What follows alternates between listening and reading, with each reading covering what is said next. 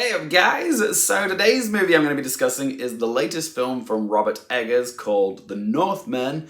After watching this movie, Robert Eggers is fast becoming one of my favourite filmmakers. It's so nice to see that his talents are being recognised and championed. His two previous films were relatively small scale, but The Northman is what Robert Eggers is capable of with a huge budget. I was a little bit nervous for The Northman, mostly because of Robert Eggers' own revelatory admission about the disdain he had towards the studio interference that occurred while he was making The Northman. That's the drawback when you're backed by a big studio like Universal, because it's their money they're putting into it, they have a say in the final product, and not always does the studio see eye to eye with the visionary director. You only have to look at the film's bland, cookie-cutter, focus group, Marvel-esque poster to see how sanitized a film can become when the director doesn't have full creative control. So yeah, that poster was a bit of a red flag for me. But fear not, Robert Eggers has not sold out. And just because the poster might look a bit conventional doesn't mean that The Northman, the movie itself, has lost any ounce of artistic vision that Robert Eggers has brought to the script, has brought to the screen. Like, this is absolutely 100% a Robert Eggers film. It's brutal, it's intense, it's at times flatulent, but it is a ferocious piece of filmmaking, which I absolutely loved. It did kind of make me wonder, if this is the studio-approved version, then what on earth did Robert Eggers have to cut out? Because there were plenty of moments watching this film where I was squirming in my seat. Maybe he wanted more nudity. There wasn't actually that much nudity in this. I thought we were going to see some Viking dong, but yeah, that didn't happen. But regardless of the lack of D, it didn't detract from how entertained I was watching this film. The plot of The Northman is actually pretty straightforward. A young Viking prince called Prince Amleth, who's played by Oscar Novak at the start of this film, witnesses a horrific act of betrayal against his family. He runs away and grows up to become this savage warrior, now played by Alexander Skarsgård, with unbridled rage, and sets out to avenge his family by murdering the man who stole everything from him. It's a simple revenge story executed in brilliantly bloody fashion. It's Hamlet meets The Revenant. Yeah, with Vikings. Guys, there is so much I want to say about The Northman. Like, I could stand here and talk to you about this film for like an hour because so much of it needs to be discussed. But for the purposes of a review, I'll try and keep things short and sweet. Let's start off with Jaron Blaschke's cinematography.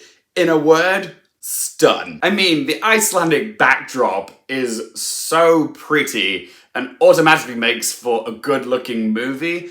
But Blaschke isn't relying on the gorgeous landscapes, lava fields, and turf housing to do all the heavy lifting for him. What he pulls off, especially at night, is just wondrous. The scenes which take place at night have this volcanic, ashy grey quality to them. And normally films which have a greyish palette I find a bit bland and unimaginative, but it's the way that colour pops through in the shots in The Northman, which I found really beautiful. Like, you can see the green turf houses at night coming through the grey. And I've never seen anything quite like it before. And also, his camera movements were both elegant and feral. There were a couple shots in this where I was like, how the hell did they do that? You've got this one scene where the camera zooms across from a riverbank onto a moving Viking boat. Not across it, but actually physically lands onto the boat. And I'm guessing it was done with a drone or something.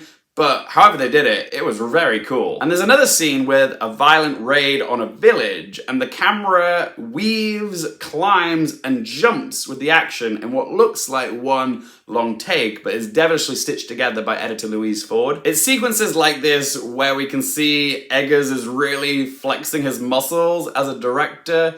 Give him the right resources and he can do anything. He also spent his budget very wisely. The sets, the props, the costumes, everything looks authentic. Apart from the climactic and very homoerotic showdown which takes place in front of a lake of lava, this isn't a very visual effects dependent film. Like, barely any of it looks like it was shot in front of a green screen. And that's just one more thing that I really love about The Northman, is that it doesn't have that glossy sheen of a modern action movie where you can tell so much of it has been shot on a soundstage. This is a movie that was made in the elements. It was shot in the beautiful yet harsh and often unforgiving environment of Iceland, and it really feels that way when you're watching it because so much of this film was done practically and on location.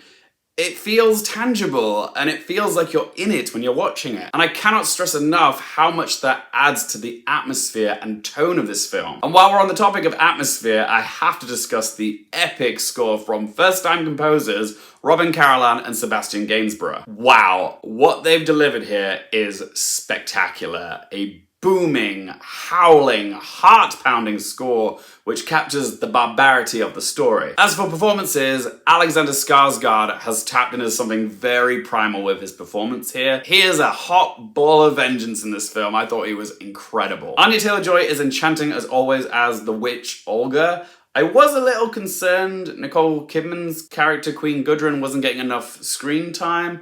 However, it became apparent in the third act why she was kept at an arm's distance from the audience in the first two, because in the third act, Kidman is unleashed. She gets the best scene of the whole film. And there's also excellent work from Claes Bang, Willem Dafoe, and Ethan Hawke. So let's ask them 3 questions. First of all, would I watch this again?